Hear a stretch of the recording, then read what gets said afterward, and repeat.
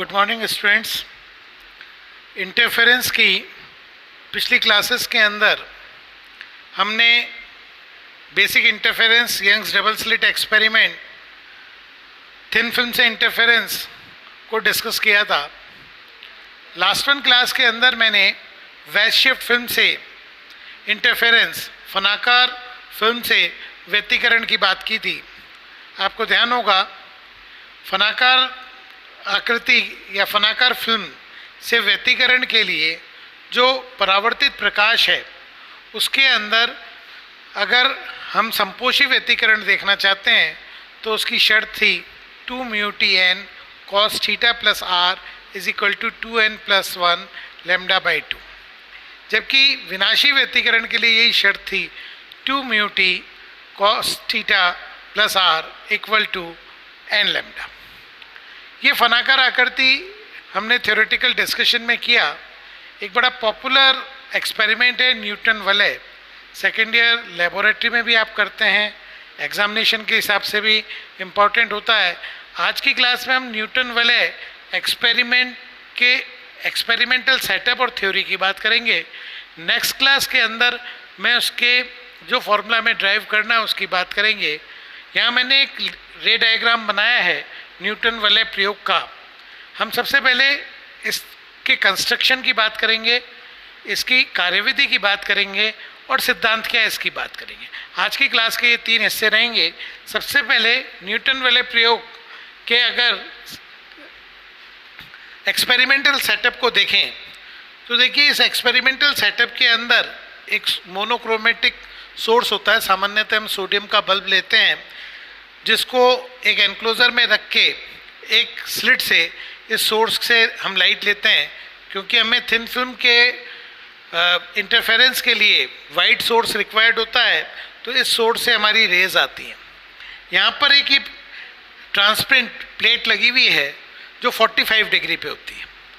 इसका 45 डिग्री के पीछे बेसिक पर्पस ये है कि यहाँ से जो पैरेलल रेज आ रही हैं ये इस 45 डिग्री से रिफ्लेक्ट होगी तो जस्ट परपेंडिकुलर डाउनवर्ड मूव कर जाएगी। इस तरह से सोर्स एस से जो भी रेज आ रही हैं वो रेज रिफ्लेक्ट होके नीचे की तरफ जाएगी। ये 45 डिग्री पे ट्रांसपेरेंट जो हमारी ग्लास प्लेट है उसका रोल है। इससे नीचे हमारे पास यहाँ एक प्लेन प्लेट है और उसके ऊपर एक कॉन्वेक्स लेंस है जिसका रेडियस ऑफ कर्वेचर लार्ज होता है। अब यहाँ पर इस प्लेट और इस लेंस के बीच में ये जो एरिया है यहाँ पर एक बहुत थिन फिल्म बनती है एयर की। मे बी कि किसी एक्सपेरिमेंट में हम यहाँ पे ऑयल इमर्स कर दें तो ऑयल की फिल्म बन सकती है। तो यहाँ पर हम इस फिल्म से इंटरफेरेंस को डिस्कस करते हैं। मीन्स न्यूटन रिंग एक्सपेरिमेंट में हम ये जो एयर फिल्म है जो कि लेंस और प्लेट के बीच में फॉर्म हुई है उससे इंटरफेरेंस को डिस्कस करते हैं। ये फिल्म यहाँ पर जो रेज आ रही हैं नॉर्मली परपेंडिकुलर इंसिडेंट होता है, तो ये यहाँ पर फिल्म के अपर और लोअर पोर्शन से रिफ्लेक्ट बैक होती है और रिफ्लेक्ट बैक होके इस प्लेट से ट्रांसमिट होके ऊपर हमारे टेलीस्कोप में ऑब्जर्व होती है। जब हम इस टेलीस्कोप से ऑब्जर्व करेंगे यहाँ हमें कॉन्सेंट्रिक फिल्म्स ऑब्जर्व होती हैं। अगर हम इन फिल्म्स पैटर्न को बात करें तो इन जनरल सेंटर डार्क होगा, उसके अराउंड ब्राइट, फिर डार्क, फिर ब्राइट, इस तरह का फ्रिंज पैटर्न हमें प्राप्त होगा जहाँ पे सेंटर डार्क होगा। अब सेंटर डार्क क्यों होगा इसको भी हम आगे डिस्कस करते हैं।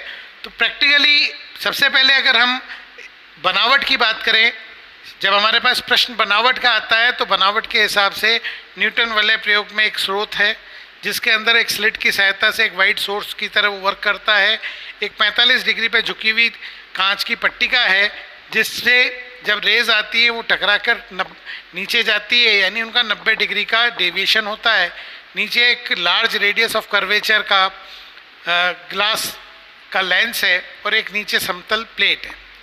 प्लेट पे और लेंस के बीच में जो छोटा सा स्पेस बचता है वहाँ एक थिन फिल्म बनती है और हम यहाँ उस थिन फिल्म से व्यतिकरण को डिस्कस करते हैं और इससे जस्ट ऊपर की तरफ एक टेलीस्कोप है। इस तरह से हमारे पास न्यूटन वलय प्रयोग में जो एपरेटस काम में आ रहा है उसका डिस्क्रिप्शन और वर्किंग को डिस्कस करते हैं। अब वर्किंग एस्पेक्ट क्या है? वर्किंग एस्पेक्ट को हम पार्शली अगर अंडरस्टूड करें तो हम यहाँ पर इस तरह की फ्रिंजेस देखेंगे। हमारा एक्सपेरिमेंटल एस्पेक्ट ये है कि हम इनके डायमीटर्स कैलकुलेट करेंगे। तो जो हमारा पास फ्रिंज पैटर्न आएगा उसमें सेंटर ब्लैक होगा, ऑल्टरनेटिवली ब्राइट ब्लैक होगी। हम एक साइड से फ्रिंजेस स्टार्ट करेंगे और उन फ्रिंजेस के हिसाब से 20th फ्रिंज पे चले गए तो 20th की, 16th की, 12th की, 8th की, 4th की हम रीडिंग वन साइड से लेंगे, से लेफ्ट साइड से ली। 20th की, 16th की, 12th की, 8th की, 4th की। नाउ दूसरी तरफ आ जाएंगे तो again 4th, 8th, 12th, 16 and 20th fringe की रीडिंग्स लेंगे। लेफ्ट साइड 4th और राइट साइड 4th का अगर डिफरेंस निकालें तो हम 4th फ्रिंज का डायमीटर निकाल सकते हैं। Left side 8th fringe, right side 8th fringe की रीडिंग के डिफरेंस से हम 8th फ्रिंज का डायमीटर निकाल सकते हैं। लाइक डेट हम डिफरेंट फ्रिंजेस के डायमीटर निकालते हैं। ये मैंने आपको ब्रीफ में इसकी कंस्ट्रक्शन एंड वर्किंग के बारे में बताया। अब बात आती है कि इसका बेसिक प्रिंसिपल क्या है। देखिए, बेसिक प्रिंसिपल ये फनाकार आकृति की फिल्म से व्यतिकरण पे आधारित है। यहाँ इसके सिद्धांत को समझने के लिए देखें, हमारे पास एक ग्लास प्लेट है, एक लेंस है, इसके बीच में ये जो सेंटर पॉइंट है ये ओ है, क्योंकि दोनों कांटेक्ट में है तो यहाँ फिल्म की थिकनेस 0 हो जाएगी और यहाँ पर इन दोनों के बीच में एक फिल्म बनती है। अब हमने कल यहाँ डिस्कस किया था कि बेसिकली 2μt किसी भी पोजीशन पे अगर थिकनेस t है तो cos theta plus r path difference होता है, और अगर ये हमारी 2n+1 λ/2 को सेटिस्फाई करता है या n लैम्डा को सेटिस्फाई करता है तो ये कंस्ट्रक्टिव इंटरफेरेंस की कंडीशन और ये डिस्ट्रक्टिव इंटरफेरेंस की कंडीशन।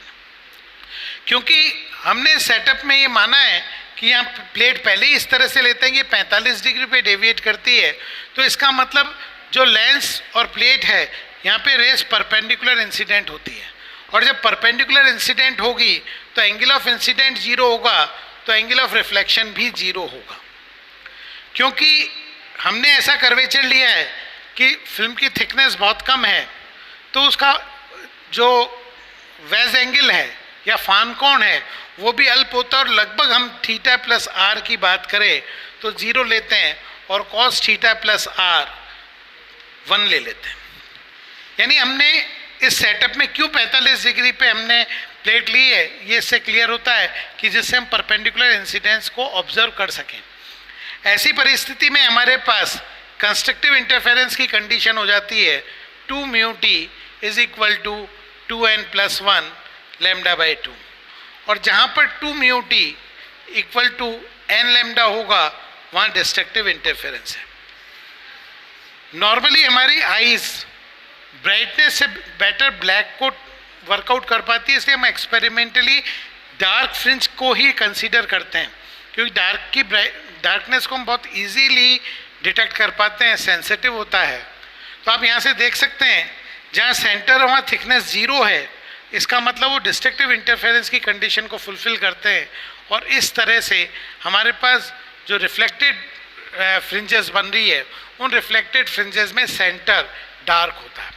अगर सेंटर डार्क नहीं है तो इसका मतलब ये है कि लेंस और प्लेट के बीच में कुछ डस्ट है, हो सकता है कोई मटेरियल रह गया हो, तो ऐसी कंडीशन में हमें उनको साफ कर लेना चाहिए। ये हमारा इसका बेसिक प्रिंसिपल है।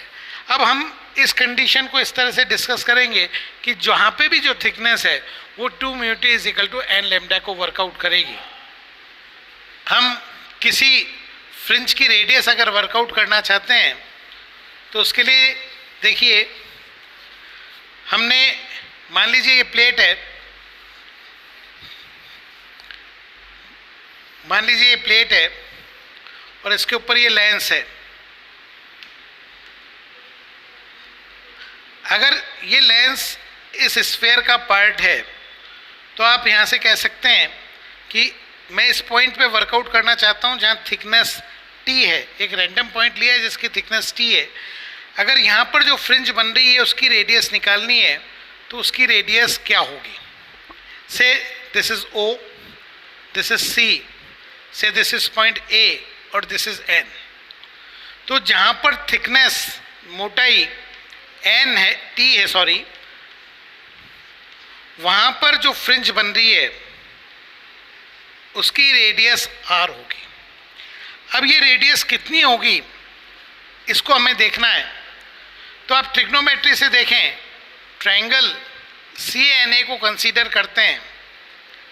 ट्रायंगल सी एन ए को देखिए तो पाइथागोरस थ्योरम से हम लिख सकते हैं C A square is equal to N A square plus C N square.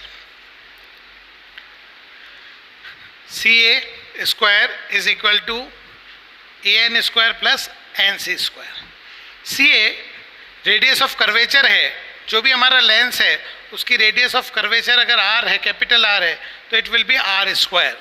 Now N A, ये वो रेडियस है जो हमें फाइंड आउट करनी है, यानी अगर इस जगह एनथ फ्रिंज बन रही है तो इसकी radius r n square, small r n square हो जाएगी। आगे वर्कआउट कर रहे हैं सी एन। सी एन अपने आप में आर माइनस टी के इक्वल होगा। आप देख सकते हैं ये थिकनेस टी है और ये डिस्टेंस आर है, तो ये हो जाएगा आर माइनस टी स्क्वायर। हमारा purpose r n square find out करना है, तो आर एन स्क्वायर हो जाएगा r square minus r minus t का होल स्क्वायर से r square minus r square minus 2RT minus t square.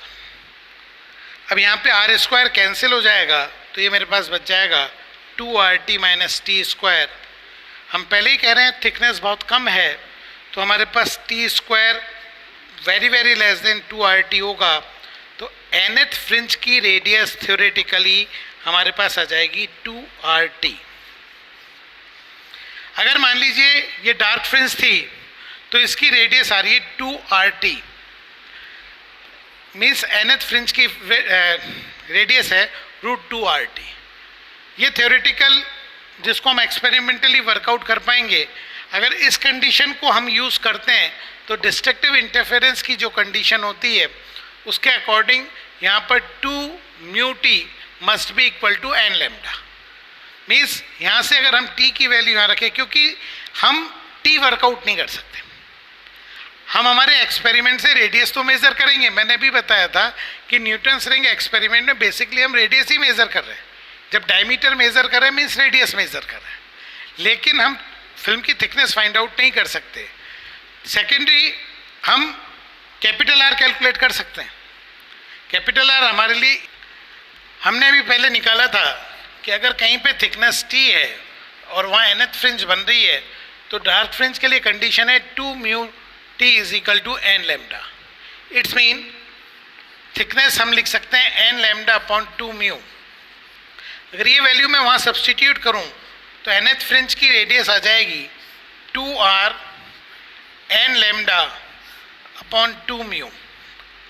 Check करें, हमने केवल जस्ट वो वैल्यू सब्सटीट्यूट की है। 2r capital as it is n lambda upon mu, और इससे हमारे पास nth फ्रिंज की रेडियस आ जाएगी r n lambda upon mu. Dark fringe की कंडीशन में मैंने भी आपको बताया कि हम रेडियस से ज़्यादा प्रेफर करते हैं डायमीटर फाइंड आउट करना। तो nth फ्रिंज का जो डायमीटर होगा वो होगा 2rn and that will be 2√rn lambda upon mu. Mu is refractive index. अब हमारे पास कैपिटल आर वेल नोन, हम आराम से स्फेरोमीटर से किसी लेंस का रेडियस ऑफ कर्वेचर निकाल सकते हैं। एन हम फ्रिंज काउंट कर रहे हैं इसलिए हमें पता है। लैम्डा जो हम यूज़ कर रहे हैं वो है, और mu refractive index of glass है, इसको यूज़ करते हैं जो भी हमारा मीडियम है। तो हम इसको बाद में सब्सटीट्यूट करेंगे तो हमारे पास इसका डायमीटर आ जाता है। ये फ्रिंज विड्थ क्या होगी?